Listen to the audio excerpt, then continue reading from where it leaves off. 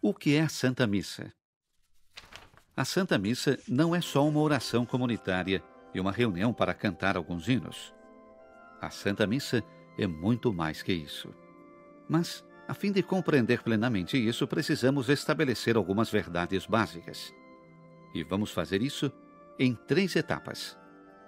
O primeiro passo: vamos entender o que é um sacrifício.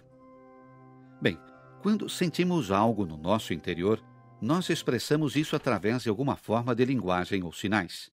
É assim que podemos distinguir alguém que está apaixonado de alguém que está com raiva. Seus sentimentos têm expressões muito diferentes. Na religião não é diferente. Aqui também vemos formas em que o homem exprime o que está acontecendo lá dentro. O exemplo mais importante disso são sacrifícios. Sacrifícios podem ser encontrados em praticamente todas as religiões.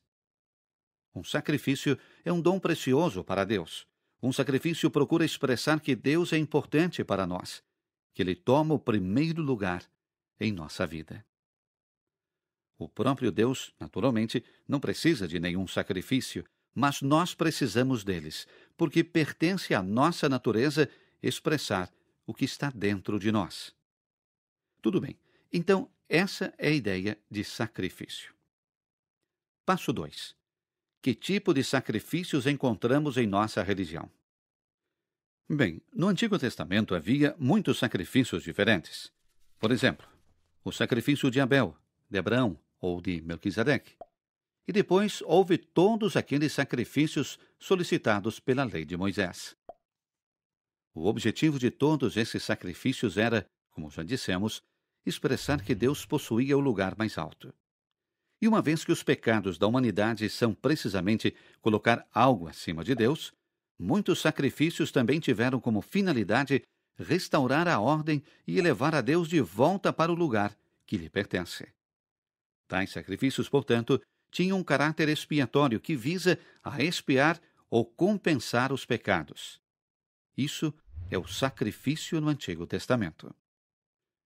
No Novo Testamento encontramos também um sacrifício, mas apenas um, o oferecido por Jesus na cruz. Na cruz, ele deu a sua vida em expiação dos pecados da humanidade. Sua obediência amorosa supera a desobediência sem amor do homem pecador. Pelo seu sacrifício, Cristo restaura a ordem e a relação entre Deus e o homem. Agora, porque o sacrifício de Jesus é absolutamente perfeito, outros sacrifícios não são mais necessários. Seu sacrifício é o principal e o único da nova aliança. Tudo bem. Agora, entendemos o que é um sacrifício e quais sacrifícios existiam, e que o sacrifício de Jesus é tão perfeito que não são mais necessários outros sacrifícios. Vamos passar para o ponto 3. A maioria das pessoas tem uma noção básica do que é a Santa Missa. Mas parece que só algumas notam que ela é tradicionalmente conhecida como o sacrifício da missa. Espere, não acabamos de dizer que após o sacrifício perfeito de Cristo, outros sacrifícios não eram mais necessários ou mesmo legítimos? Certo, mas não entendemos o sacrifício da missa como se fosse um novo sacrifício, mas porque a Santa Missa, o único sacrifício de Cristo, se torna presente para nós. E é assim. Na Santa Missa, o pão e o vinho se transformam em corpo e sangue de Cristo. Jesus, então, está realmente presente sob as aparências do pão e do vinho. Isto é chamado, como já sabemos, a presença real. Mas o pão e o vinho na missa são consagrados separadamente.